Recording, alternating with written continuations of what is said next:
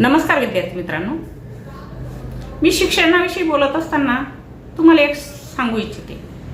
जर शिक्षणाचा पाया भक्कम असेल ना, त्या भक्कम पायावर कोणत्याही क्षेत्राची तुम्ही इमारत उभी करा, ती इमारत भक्कमपणे न डगमगता उभी राहील। त्यासाठी शिक्षणाचा पाया हा मजबूत असायला। ज्यावेळेस ते लहान असतात, कमी वयाचे असतात, त्यांचं घरातून शिक्षण सुरू होतं।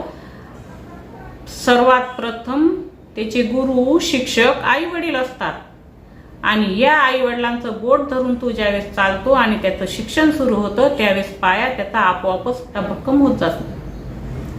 त्याची बौद्धिक कुवत, त्याची स्मरणशक्ती, त्याची आकलन शक्ती ओळखून त्यानुसार आपण त्याला शिक्षण द्यायला हवं। कितीशा पालकांनी आपल्या मुलांसाठी शौर्य कथा ऐकवल्या असतील। श्रावण बाळ झाला, लोवा कुश झाला किंवा एकलव्य झाला, अशा कथा छोट्या छोट्या कथेतून तो शिकत जातो। आणि बघा, प्रत्येक ठिकाणी प्रत्येक वस्तू त्याला नवीन असते आणि त्या नवीन वस्तूचं तो प्रत्येक ठिकाणी प्रश्न विचारत असतो आणि त्या प्रश्नाचं उत्तर तेवढ्या सहजतेनं आणि सोप्या पद्धतीने त्याला दिलं पाहिजे आणि त्या ठिकाणी त्याचं शिक्षणाला सुरुवात होते। आपण या ठिकाणी उजळणी पाठ करून घेऊ शकतो। आपण 1 आणि 1 2 होतो हे सुद्धा त्याला सांगू शकतो बालवयात। नंतर बाराखडी पाठ करून घेऊ शकतो। खेळत खेळत त्याचं हे शिक्षण चालू होतं आणि त्या शिक्षणातून त्याच्यावर आपोआपच त्याचा पाया मजबूत होतो आणि त्याच्यावर आपण संस्कार सुद्धा आपण चांगल्या प्रकारे घडवत जाऊ। ज्यावेळेस गुरुकुलामध्ये आधीच्या काळी मुलं शिक्षणासाठी जायचे, त्यावेळेस त्या मुलांना त्या गुरुकुलातील सर्व कामे करावी लागायची। भिक्षा मागून आणण्यापासून गोठा स्वच्छता, पाणी भरणे आणि गुरुकुलातील गुरुमाता आणि गुरुजनांची सेवा करण्यापासून त्यांना कामे करावी लागायची बालवयातच। मग का नाही आपण आपल्या मुलांना अशा प्रकारचे धडे देऊ? ज्यावेळेस तू शाळेतून वापस येतो, तो शाळेतून आल्यानंतर तुझ्या सर्व वस्तू आलेल्या शाळेतून त्या व्यवस्थित जागच्या जागी ठेवायच्या, हातपाय स्वच्छ धुवायचे। हे जे संस्कार आहेत ना, ते बालवयातच होत असतात, नंतर होत नाही। आई वडिलांना व्यत्यय येतो म्हणून त्याला आपण तासनतास आपला मोबाईल देतो, तासनतास आपण टीव्ही बघायला देतो, त्यात कार्टून्स असतात। मग या मोबाईलमुळे, टीव्हीमुळे त्याची बौद्धिक क्षमता आणि त्याची डोळ्याची जी कमजोरी आहे ती कमी होत जाते। त्याला नॉलेज फक्त मग कार्टून पुरतं असतं, गेम्स पुरतं असतं।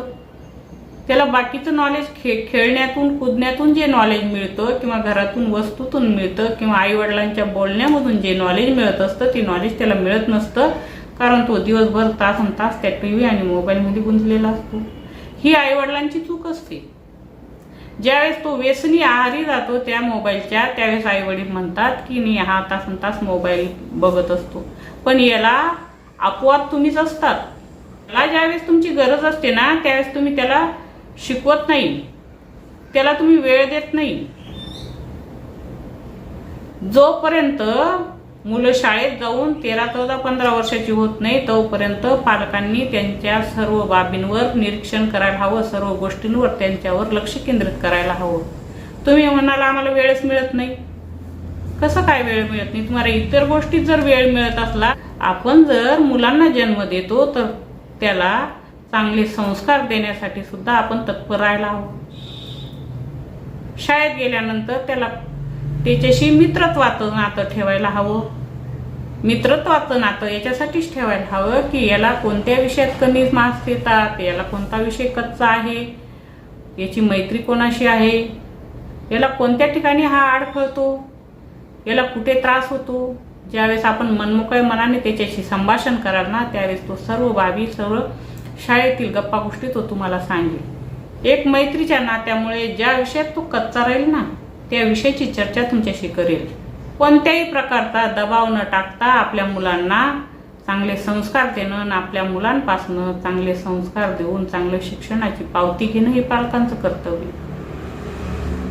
आणि नंतर ज्यावेळेस कार्य सुरू होतं त्याचं, त्यावेळेस आपली गरज पडणार नाही, कारण त्या क्षेत्राला तो स्वतःच न्याय देईल। त्याच्यासाठी आपली गरज एवढी भासणार नाही. पण ज्यावेळेस त्याचा पाया मजबूत करत असताना त्याला सर्वात जास्त पालकांची गरज पडते आणि त्यावेळेस ही आपण पुरेपूर मदत करायला हवी. नवीन असाल चॅनलला तर सबस्क्राईब करा आणि शेअर आणि लाईक करायला विसरू नका. धन्यवाद.